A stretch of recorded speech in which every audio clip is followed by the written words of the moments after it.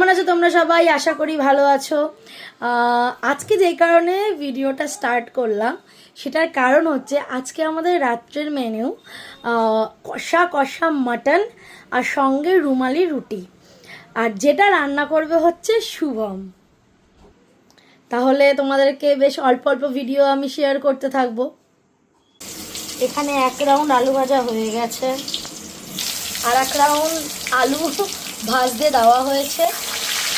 আর যা দেখতে পাচ্ছি পেঁয়াজ, রসুন, আদা, টমেটো, লঙ্কা সব একদম ওই চপারে একদম মিহি করে কুচি করে নিয়েছে। আজকে কি একদম পুরো কাটা মশলায় রান্না হবে নাকি?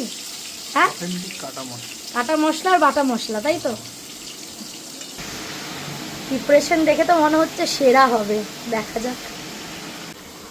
কালারটা কি মারাত্মক হয়েছে।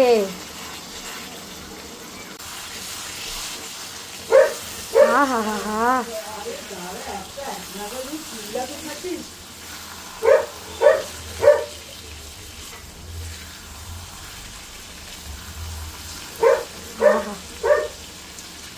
পুরো জলটা টানবে, তাই তো? মানে তেলে পুরো একদম সেই তেল কষা হবে, রাইট? আমাদের শেফকে একটু দেখি। শেফ শেফ শেফ এই আমাদের টেস্ট করবে হচ্ছে আজকে চিনি দিদি, তাই তো? চিনি দিদি দাঁড়াও, নাও খেয়ে বলো কেমন। দারুন।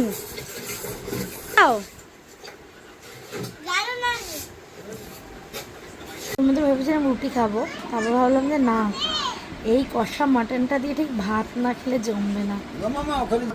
তো এই হচ্ছে পুরো একদম কষা কষা মাটন। হা হা হা। তো এই যে একটু আলু আর এখান দিয়ে একটু মাটন নিয়ে ভালোভাবে মেখে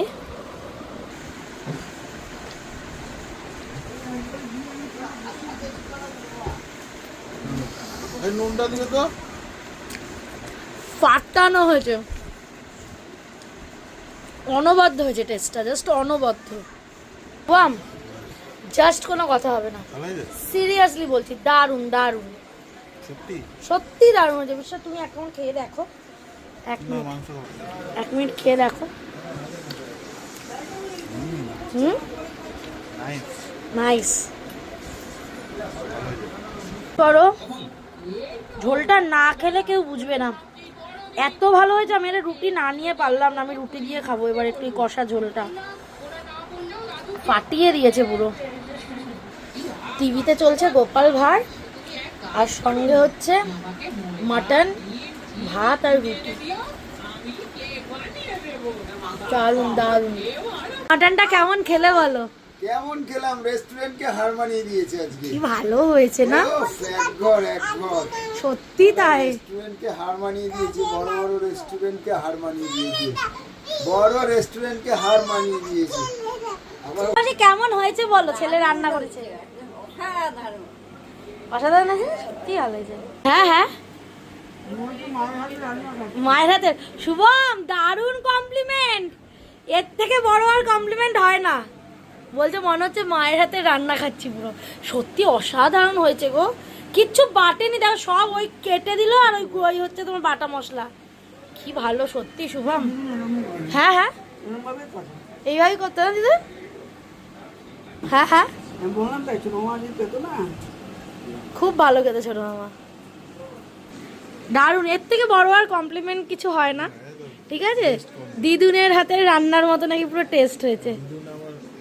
মাংসের দিক থেকে দিদিন আমার সবথেকে, তাই না?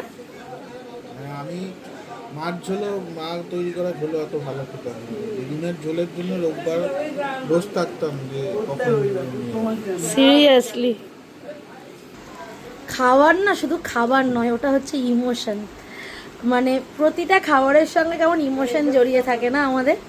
এই আজকে মাম্মাম বলছে বাবাই, মানে শুভমকে বাবাই ডাকে, বলছে বাবাইয়ের এই ঝোলে পুরো আমার মায়ের গন্ধ। মানে দিদুন দাদু এখন নেই, ঠিক আছে? তা যাই হোক, সময়ের নিয়মে তারা চলে গেছে। তা বলছে যে পুরো মায়ের হাতে স্বাদ পাচ্ছি। যাই হোক, কি বলবো, মনটা একটু ভারী হয়ে গেল। যাই হোক, সবাই ভালো থেকো, সুস্থ থেকো, সবাইকে ভালো রেখো। Good night.